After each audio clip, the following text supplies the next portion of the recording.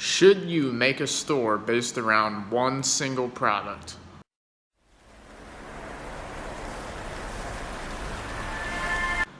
Alright guys, so this is Jake with Casual Ecommerce, and in this video we're going to be discussing whether or not you should go ahead and create a store based around one single product. And multiple things come into play when you're trying to decide whether or not a single product will do well in a standalone store. So whether or not you should or should not do a single product store is going to depend on the product itself that you find. So certain products are just going to end up doing better in a single product store than they would if you just threw them in a general store or something like that.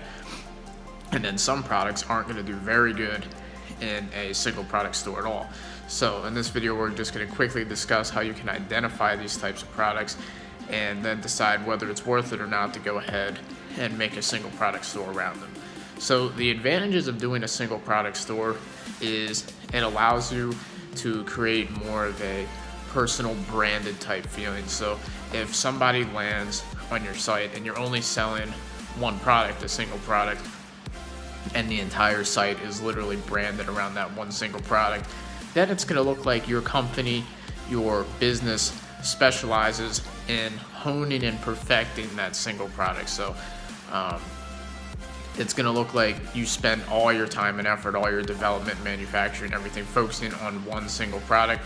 So that's already going to inherently boost the value of that single product, because it's going to look like that not only are you putting all this effort into honing one single product, but also you are essentially a brand that is creating just one single product. So what does that mean? This essentially already boosts your brand into the next level as well, versus if you had some generic product in a general store or something, it's going to be perceived as a lot lower value than if you have that same product in a store. And let's say the product is still generic, you don't have any custom branding on it or anything, but the product is still completely generic, but it's in a store where the entire site serves as a sales page essentially for that single product.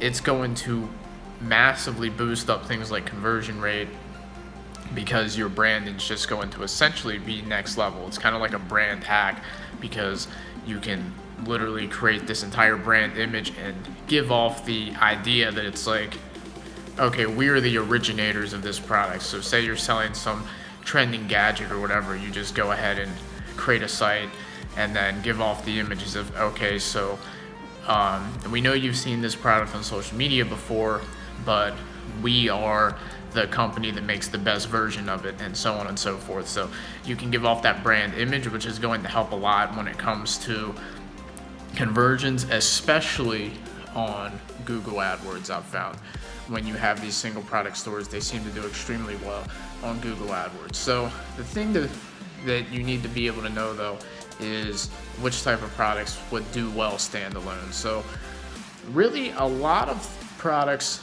can do well standalone, but you have to put a lot of effort into the branding aspect themselves.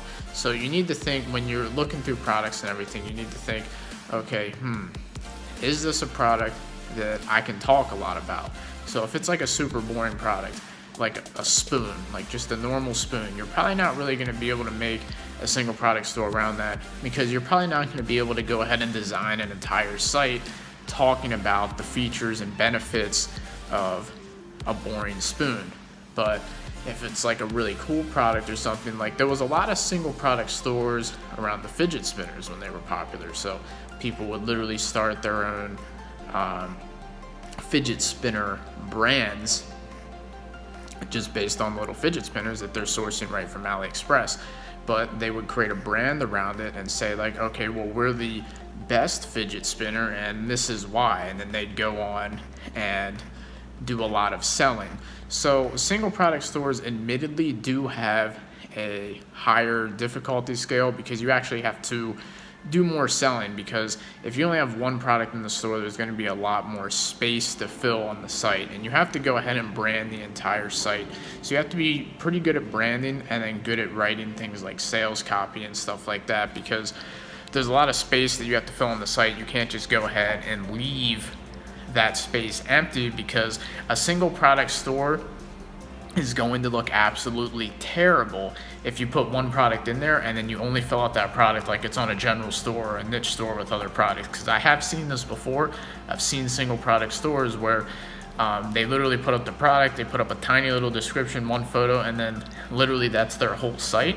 And that's just not how you do it. A single product store is literally just a separate entity all in itself, to where you literally have to create an entire site around one product. So the home page is literally like a huge sales page of that one product. So it could be like a video at the top demoing your product, and then features and specifications in the next section, and then the next section could be like customer photos, and then the next section could be like testimonials, and then you have a buy link, and then the product page is like the same thing.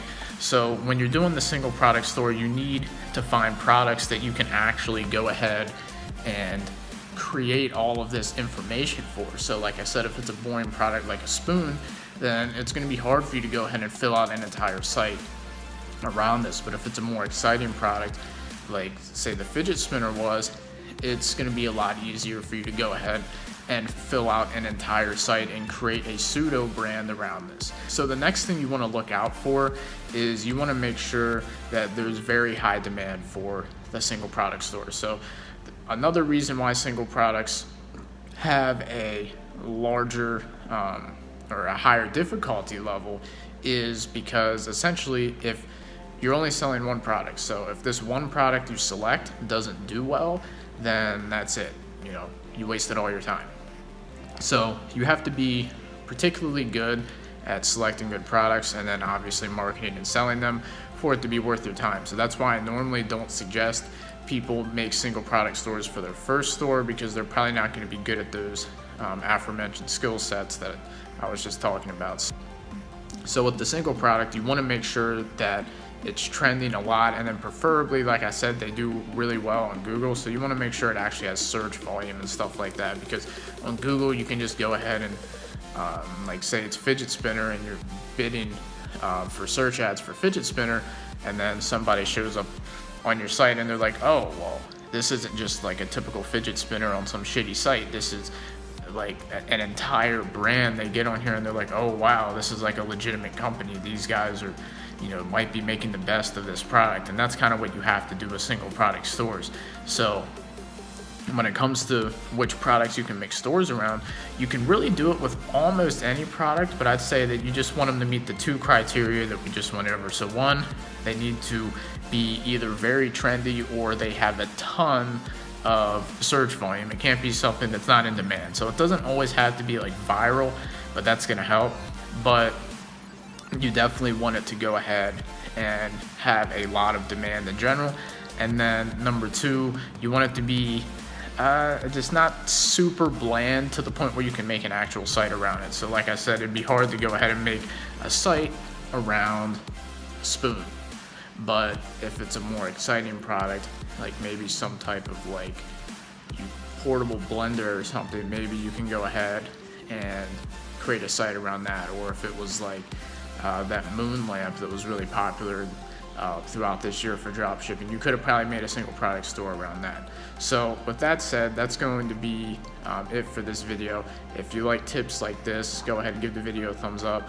And if you have any more questions about single product stores, go ahead and leave it in the comment section down below. Subscribe to the channel for more content, and I'll see you guys in another video.